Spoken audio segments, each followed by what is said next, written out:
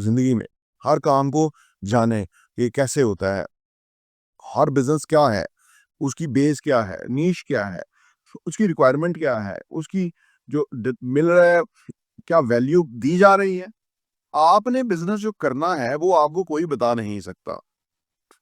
Sometime लोग कहते हैं कि इस बिज़नेस में बहुत पैसे हैं, इस बिज़नेस में बहुत पैसे हैं, लेकिन जो भी पैसे आप कमाएँगे ना कारोबार के अंदर, उसकी एक कीमत होगी, एक प्राइस होगी। अगर आप बिज़नेस खोल के, बिज़नेस पे पैसा लगा के, फिर आपको पता लगे कि ये मेरा बिज़नेस है कि नहीं है, इससे बेहतर है कि आप कोई जो बिज़नेस कर रहे हैं, उनके साथ किसी तरह एसोसिएट हो जाए। किसी भी तरह, उन्होंने कहा मैं फ्री आऊँगा, I I don't need money. Business को करिएगा, इसमें इंटरेस्ट लीजिएगा, दिलचस्पी लीजिएगा, इसमें इन्वॉल्व होइएगा, आपकी नई एक अलग दुनिया होगी और आप एन्जॉय करेंगे इसको।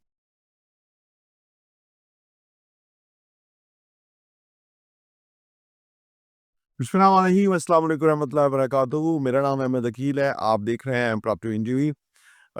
जो लोग बिज़नेस करना चाहते हैं, वो हमसे पूछते हैं कौन-सा बिज़नेस करें?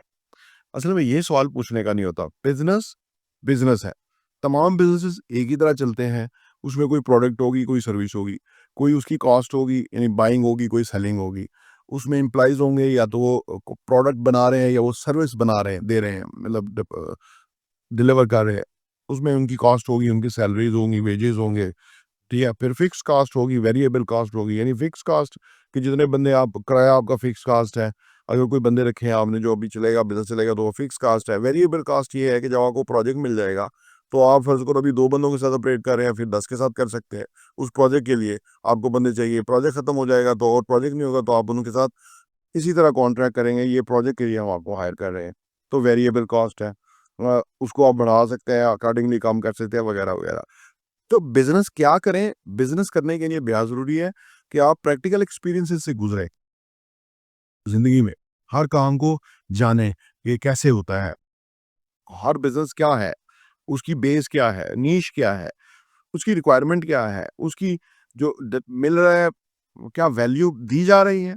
अब मिठाई है, मिठाई के बिज़नेस के अंदर क्या वो उसकी पैकेजिंग, प्रोडक्ट हर चीज़ जो है आप जब देते हैं पैसे तो क्या उसकी वैल्यू मिलती है आपको?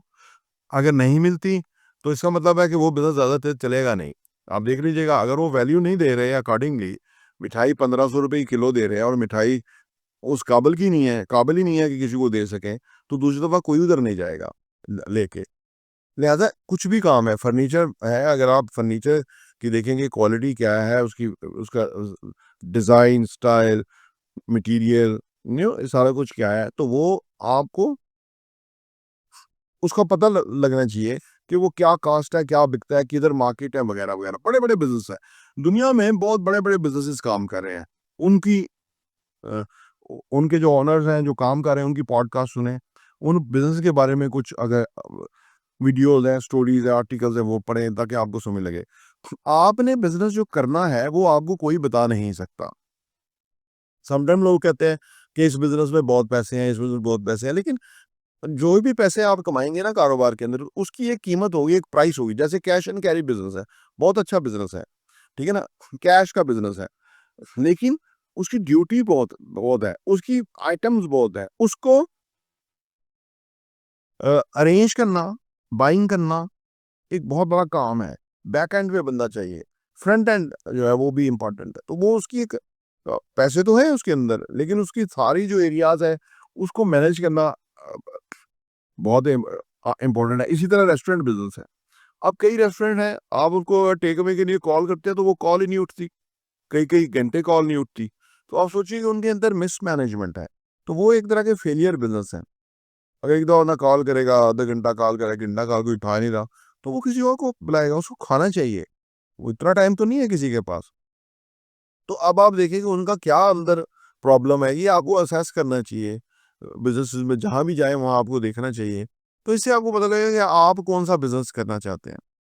जो बिज़नेस आपका है, यानी जो आपके उसमें फिर एक तो रुझान देखना है, उसमें आपको नीश देखनी है कि आपकी नीश उसमें क्या है? क्या बाइंग में आपको फ़ायदा है? आपका सेलिंग के अंदर क्या है? यानी जो भी है, वो देखना बेहद ज़रूरी है। फिर आप जो भी मुख्तलिफ काम आप करते रहते हैं ना, कुछ काम आपको बहुत सूट कर जाते हैं, ठीक है ना? वो आपका काम वो होता है, तो फिर आप उधर पहुँच जाते हैं कि ये काम मुझे करना है। इसलिए लोग बहुत सारे बिज़नेस 2-4 ट्राई करते हैं और फाइनली एक जगह पहुँच जाते हैं, कहते हैं ये ठीक है। कई लोग शुरू में वही बिज़नेस में आते हैं और उसी में रहते हैं। अपनी-अपनी वो है, तो बिज़नेस करने की चीज़ है। एक बात याद रखिए, ये आपको जमा-तफरीह सोचना थ्योरी नहीं है, इट्स अ प्रैक्टिकल। तो प्रैक्टिकल के साथ आपको लगना चाहिए और अगर आप बिज़नेस खोल के, बिज़नेस पे पैसा लगा के, फिर आपको पता लगे कि ये मेरा बिज़नेस है कि नहीं है, इससे बेहतर है कि आप कोई जो बिज़नेस कर रहे हैं, उनके साथ किसी तरह एसोसिएट हो जाए, किसी भी तरह। उन्होंने कहा, "मैं फ्री आऊँगा, I I don't need money." मैं सीखना चाहता हूँ या उनका आपका रिलेशन होना चाहिए ताकि वो आप उनका सिस्टम ऑपरेशन जान जाएँ। उसके बाद आप फैसला अच्छा कर सकेंगे। बेशुमार इसके ऊपर काम है, जो भी लोग काम करें, तो लिहाज़ा ये बैठ के वीडियो देख-देख के नहीं होगा। ये प्रैक्टिकल आपको निकल के जाना होगा। जी, लोगों को मिलना होगा, चीज़ों को देखना होगा, कहाँ से चीज़ आती है, क कितने की बिकती है, कस्टमर क्या सोच रहा है, बेचने वाला जो है वो कहाँ से कितने देता है। आप 10 अ, 100 चीज़ लेंगे उसकी और रेट है, 1000 लेंगे और रेट होगा, 50,000 लेंगे फ़र्क रेट होगा। तो आप देखिए उधर भी आप बाइंग में भी कमाते हैं, सेलिंग में भी कमाते हैं, तो ये सारा आपको देखना होगा।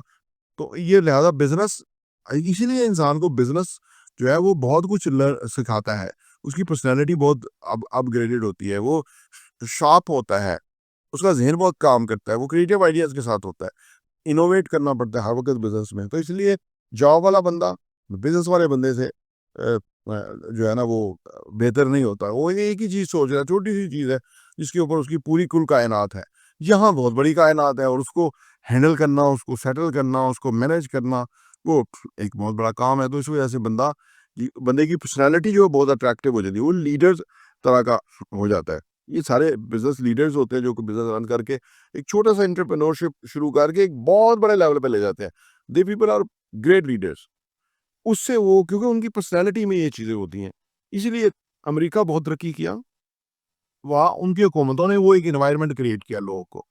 अनफॉर्चुनेटली तीसरी दुनिया जो है वो पाबंदियों की और रोकने की और टाँगें खींचने की और इस तरह की कभी टैक्स इतना कर दो, कभी इतना कर दो, किसी से पूछा नहीं, कभी बिज़नेस डिस्टर्ब होगा कि नहीं होगा लोगों को, क्योंकि कंसर्न ही कोई नहीं है, नौकरी पेशा हुक्मरान है, नौकरी पेशा सोच है।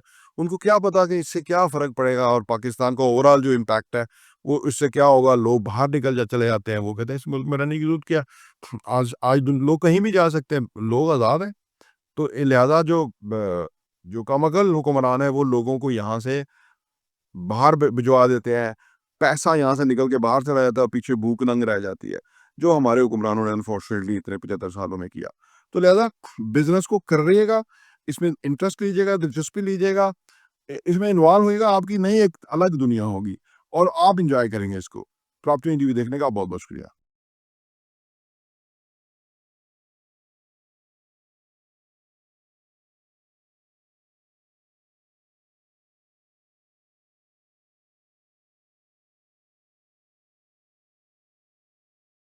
हुँ, हुँ, हुँ।